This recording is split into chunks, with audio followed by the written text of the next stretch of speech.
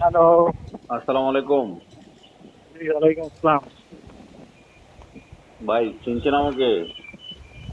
জি ভাই, number save করা আছে, বলেন। আচ্ছা, এইটা আপনারা কোন প্রকল্প থেকে এই কাজটা করছিলেন? এটা সেতু কালভার্ট প্রকল্প। সেতু কালভার্ট প্রকল্প, এটা বরাদ্দ কত? তো দেখা বলতে হবে, আমি বাইরে আছি তো এখন। ঠিক আছে। বুঝছি। আর এই যে সমস্যাটা হয়েছে এটা কি কারণে হতে পারে বলে আপনারা মনে করেন? এটা হচ্ছে 28 দিন পরে মাটি ফেলার কথা, 28 দিন না যাওয়ার আগে এটা একটা কংক্রিট ঢালাই করলে এটা স্ট্রেংথ পাইতে 28 দিন সময় লাগে। ঠিক আছে।